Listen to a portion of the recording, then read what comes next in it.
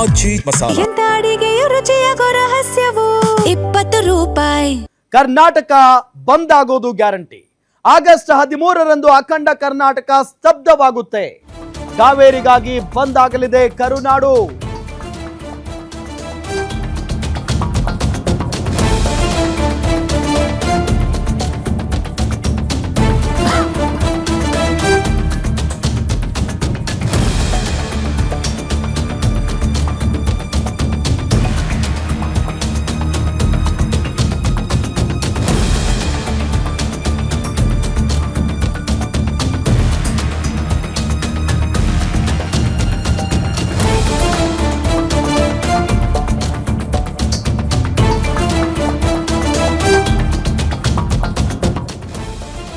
ಕರ್ನಾಟಕ ಬಂದ್ಗೆ ಕನ್ನಡ ಪರ ಸಂಘಟನೆಗಳು ಕರೆ ಕೊಟ್ಟಿದ್ದಾವೆ.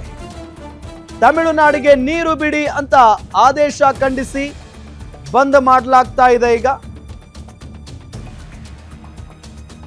ಸರ್ಕಾರಿ ನೌಕರರು, ಕಾರ್ಮಿಕರು, ನಗರಸಭೆ ಅಧಿಕಾರಿಗಳು ಸಾಥ್ ಕೊಟ್ಟಿದ್ದಾರೆ. ಕರ್ನಾಟಕ ಬಂದ್ಗೆ ಬೆಂಬಲ ಕೊಟ್ಟ ಹೋಟೆಲ್ ಮಾಲೀಕರು ನೋಡಿ, ಕರ್ನಾಟಕ ಬಂದ್ಗೆ ಹೋಟೆಲ್ ಮಾಲೀಕರು ಕೂಡ ಬೆಂಬಲವನ್ನ ಕೊಟ್ಟಿದ್ದಾರೆ.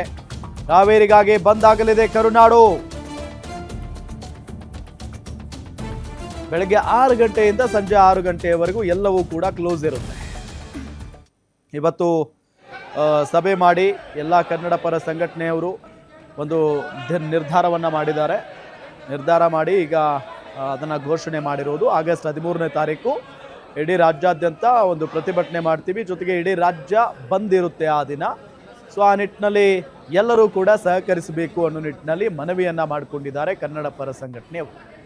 ಆಗಸ್ಟ್ 13ನೇ ತಾರೀಕು ನೋಡಿ, ಒಂದು ಕಡೆ CM DK ಶಿವಕುಮಾರ್ ಅವರು ಹೇಳ್ತಾ ಇದ್ದಾರೆ, ನೀವು ಬಂದ್ ಮಾಡೋದ್ರಿಂದ ಏನೂ ಪ್ರಯೋಜನ ಇಲ್ಲ, ನಾವೇನು ನಿಮ್ಮ ವಿರುದ್ಧವಾಗಿದ್ದೀವ, ನಿಮಗೆ ತೊಂದರೆ ಆಗುವ ರೀತಿಯಲ್ಲಿ ನಾವೇನು ನಡ್ಕೊಳ್ಳೋದಿಲ್ಲ, ಜೊತೆಗೆ ನಿಮ್ಮ ಪರವಾಗಿನೇ ನಾವು ನಿಂತ್ಕೊಂಡಿದ್ದೀವಿ, ನೀವ್ಯಾಕೆ ಈ ರೀತಿಯಾಗಿ ಪ್ರತಿಭಟನೆ ಅಥವಾ ಬಂದ್ ಮಾಡೋದಕ್ಕೆ ಹೊರಟಿದ್ದೀರಿ, ಬಂದ್ ಮಾಡೋದ್ರಿಂದ ಜನಸಾಮಾನ್ಯರಿಗೆ ತೊಂದರೆ ಆಗುತ್ತೆ, ವ್ಯಾಪಾರಸ್ಥರಿಗೆ ತೊಂದರೆ ಆಗುತ್ತೆ ಅನ್ನೋ ನಿಟ್ಟಿನಲ್ಲಿ CM DK ಶಿವಕುಮಾರ್ ಅವರು ಹೇಳಿಕೆಯನ್ನ ಕೊಟ್ಟಿರೋದು. ಸೊ ಹಾಗಾಗಿ ಈ ಬಂದಂತೂ ಹಾಗೇ ಆಗುತ್ತೆ. ಯಾಕೆ ಅಂತ ಅಂದರೆ, ಒಂದು ಕಡೆ CWMAಯ ಈ ಆದೇಶ ಇದೆಯಲ್ಲ, CWRC ತೀರ್ಪನ್ನೇ CWMA ಕೂಡ ಎತ್ತಿ ಹಿಡಿದಿರೋದು. ಹಂಗಾಗಿ ಒಂದೇ ಒಂದು ಹನಿ ಕೂಡ ನೀರು ಕರ್ನಾಟಕದಿಂದ ತಮಿಳುನಾಡಿಗೆ ಹೋಗಂಗಿಲ್ಲ ಅನ್ನೋ ನಿಟ್ಟಿನಲ್ಲಿ ಈಗ ರೈತರಾಗಿರ್ಬೋದು, ಕನ್ನಡ ಪರ ಹೋರಾಟಗಾರರಾಗಿರ್ಬೋದು, ಎಲ್ಲರೂ ಹೇಳ್ತಾ ಇದ್ದಾರೆ, ಅಕಸ್ಮಾತ್ ಆಗಿ ನೀರು ಬಿಟ್ಟಿದ್ದೇ ಆದರೆ ಬಹಳ ಕಷ್ಟ ಆಗಿ ಹೋಗ್ಬಿಡುತ್ತೆ. ಇನ್ನು ಬಸ್, ಕ್ಯಾಬ್, ಆಟೋಗಳು ರೋಡಿಗೆ ಇಳಿಯೋದಿಲ್ಲ. ಕರ್ನಾಟಕ ಬಂದ್ ದಿನ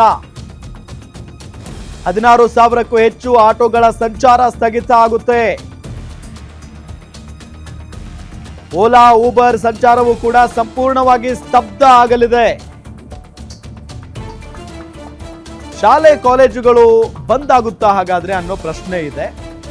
ಕರ್ನಾಟಕ ಬಂದ್ ಅಂತ ಅಂದ್ರೆ ಮೇ ಬಿ ಆ ದಿನ ತೊಂದರೆ ಆಗಬಾರ್ದು ಮಕ್ಕಳಿಗೆ ಅನ್ನೋ ದೃಷ್ಟಿಯಿಂದ ಮೇ ಬಿ ಶಾಲಾ ಕಾಲೇಜುಗಳಿಗೆ ರಜೆ ಕೊಟ್ಟರೂ ಕೂಡ ಅಚ್ಚರಿ ಪಡಬೇಕಾಗಿಲ್ಲ. ಇದರ ಜೊತೆಗೆ ರಾಜ್ಯದ ಎಲ್ಲ ಅಂಗಡಿ ಮುಂಗಟ್ಟುಗಳು ಕಂಪ್ಲೀಟ್ ಆಗಿ ಕ್ಲೋಸ್ ಆಗ್ತಾವೆ. ಅಗತ್ಯ ಸೇವೆ ಹೊರತುಪಡಿಸಿ ಉಳಿದ ಎಲ್ಲ ಸೇವೆಗಳನ್ನು ಕೂಡ ಬಂದ್ ಮಾಡಲಾಗುತ್ತೆ. ಈಗ ಮೆಡಿಕಲ್ ಶಾಪ್ಗಳು ಓಪನ್ ಇರ್ತವೆ, ಜೊತೆಗೆ ತರಕಾರಿಗಳು ಸಿಗಬಹುದು. ಏನು ಆಗಸ್ಟ್ 13ಕ್ಕೆ ರಾಜ್ಯದಲ್ಲಿ ಸಂಚಾರ ಸಂಪೂರ್ಣವಾಗೂ ಸ್ತಬ್ಧ ಆಗಲಿದೆ. BMTC ಮತ್ತು KSRTC ಬಸ್ಗಳು ನಿಂತಲ್ಲೇ ನಿಲ್ತಾವ ಅನ್ನೋ ಪ್ರಶ್ನೆ ಇದೆ.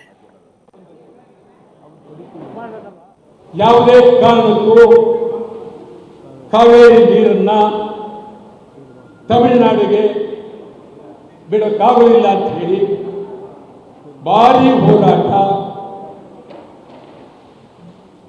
ಮುಂದಿನ ತಿಂಗಳು 13ನೇ ತಾರೀಕು, ಮುಂದಿನ ತಿಂಗಳು 13ನೇ ತಾರೀಕು ಗುರುವಾರ, ಮುಂದಿನ ತಿಂಗಳು 13ನೇ ತಾರೀಕು ಬೆಳಗ್ಗೆ 6ರಿಂದ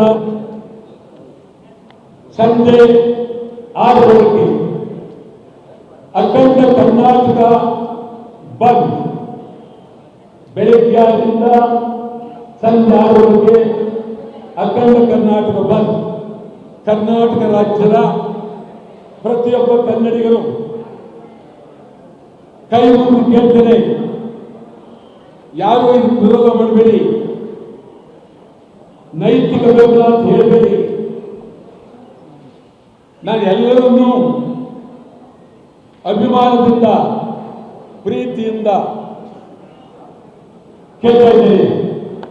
13ನೇ ತಾರೀಕು ಈಗಾಗಲೇ ಚಲನಚಿತ್ರ ವಾಣಿಜ್ಯ ಮಂಡಳಿ ಸಂಪೂರ್ಣ ಬೆಂಬಲವನ್ನು ಘೋಷಿಸಿದ್ದಾರೆ. ಅಧ್ಯಕ್ಷರಾದಂಥ ಜಯಮಾಲ್ ಅವರು. ನಮ್ಮ ಜೊತೆಗೆ ಪ್ರವೀಣ್ ಶೆಟ್ಟಿ ಇದ್ದಾರೆ, ಅವ್ರನ್ನ ಮಾತಾಡಿಸ್ತೀನಿ. ಸರ್, 13ನೇ ತಾರೀಕು ಅಖಂಡ ಕರ್ನಾಟಕ ಬಂದ್ಗೆ ಕರೆಯನ್ನು ಕೊಟ್ಟಿದ್ದೀರಿ. ಯಾವ ರೀತಿಯಾಗಿರುತ್ತೆ ಸರ್ ಅಂದಿನ ಹೋರಾಟ? ಬೆಳಿಗ್ಗೆಯಿಂದ ಸಂಜೆ 6 ಗಂಟೆ ತನಕ ಹೋರಾಟ ಇರುತ್ತೆ. ಎಲ್ಲ ವಾಹನಗಳು ಸ್ತಬ್ಧ ಆಗ್ತವೆ, ಕರ್ನಾಟಕ ಸ್ತಬ್ಧ ಆಗುತ್ತೆ. ಇದು ಕನ್ನಡ ಹೋರಾಟಗಾರರು ಒಟ್ಟಿಗೆ ಸೇರಿ ಮಾಡುವಂಥದ್ದು. ಎಲ್ಲರ ಕನ್ನಡ ಹೋರಾಟಗಾರರು, ರೈತಪರ ಸಂಘಟನೆಗಳು ಎಲ್ಲರ ಬೆಂಬಲ ಇದೆ. ಆದ್ದರಿಂದ ಸಂಪೂರ್ಣ ಸ್ತಬ್ಧ ಆಗುತ್ತೆ. ಪ್ರತಿ ಬಾರಿ ಕಾವೇರಿ ನಿರ್ವಹಣಾ ಮಂಡಳಿ ಅಥವಾ CWRC CWMA ವಿಚಾರದಲ್ಲಿ ರಾಜ್ಯಕ್ಕೆ ಅನ್ಯಾಯ ಆಗ್ತಿದೆ ಸರ್.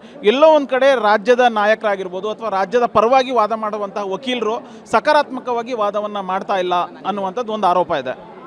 ಖಂಡಿತವಾಗಲೂ ನಮ್ಮನ್ನು ಆಳುವಂಥ ರಾಜಕಾರಣಿಗಳು ಮತ್ತು ಅಧಿಕಾರಿಗಳು, ಒಟ್ಟಾರೆ ನಮ್ಮ ಲೋಕಸಭಾ ಸದಸ್ಯರು, ಒಟ್ಟಾರೆ ಕನ್ನಡಿಗರ ಹೊಟ್ಟೆಗೆ ಮಣ್ಣನ್ನು ಹಾಕುವಂಥ ಕೆಲಸ ವ್ಯವಸ್ಥಿತವಾಗಿ ಮಾಡಿದ್ದಾರೆ ಅನ್ನೋದು ತಪ್ಪಾಗಲ್ಲ ಅನಿಸಿದೆ.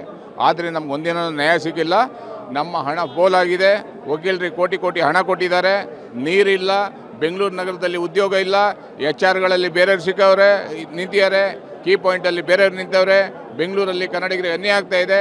ಬೆಂಗಳೂರನ್ನ ಉದ್ದ ಅಗಲ ಬೆಳೆಸ್ಬಿಟ್ಟವ್ರೆ, ಬೇಕಾದಷ್ಟು ಅಪಾರ್ಟ್ಮೆಂಟ್ಗಳನ್ನ ಬೆಳೆಸಿದ್ದಾರೆ.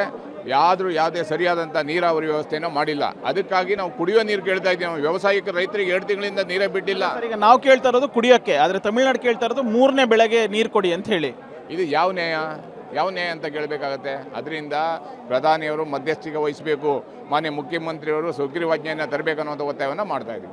ಸರ್, ಒಂದು ವೇಳೆ ಸುಪ್ರೀಂ ಕೋರ್ಟ್ನಲ್ಲೂ ಕೂಡ ನೀರು ಬಿಡಲೇಬೇಕು ಅನ್ನುವಂಥದ್ದು ಆದೇಶ ಆದರೆ ನಿಮ್ಮ ನಡೆ ಯಾವ ರೀತಿಯಾಗಿರುತ್ತೆ ಅಂತ? ಹೋರಾಟ ತೀವ್ರ ಆಗುತ್ತೆ. ನಾವೆಲ್ಲ ಚರ್ಚೆ ಮಾಡಿ ನಿಮಗೆ ಸಂದೇಶವನ್ನು ಕೊಡ್ತೀವಿ. ಕೊನೆಯದು ಈ ಎಲ್ಲ ವಿವಾದಗಳ ನಡುವೆ 3ನೇ ತಾರೀಕು ತಮಿಳುನಾಡು CM ರಾಜ್ಯಕ್ಕೆ ಬರ್ತಿದ್ದಾರೆ ಸರ್. ಅವ್ರಿಗೆ ಏನಂತ ಮನವಿ ಮಾಡ್ತಾರೆ ಮತ್ತು ಅವತ್ತಿನ ನಿಮ್ಮ ನಡೆ ಯಾವ ರೀತಿಯಾಗಿರುತ್ತೆ? ನೋಡೋಣ, ನಾವು ತಡೆಯುವಂಥ ಕೆಲಸ ಮಾಡ್ತೀವಿ, ಏರ್ಪೋರ್ಟ್ ಮುತ್ತಿಗೆ ಹಾಕುವಂಥ ಕೆಲಸವನ್ನು ಮಾಡ್ತೀವಿ. ಇದಿಷ್ಟು ಪ್ರವೀಣ್ ಶೆಟ್ಟಿ ಹೇಳ್ತಾ ಇರುವಂತಹ ಮಾತು. ಕ್ಯಾಮರಾ ಪರ್ಸನ್ ಯುವರಾಜ್ ಜೊತೆ ಉಲ್ಲಾಸ ಸ್ಕಿರ್ವಾಸ, ಗ್ಯಾರಂಟಿ ನ್ಯೂಸ್, ಬೆಂಗಳೂರು.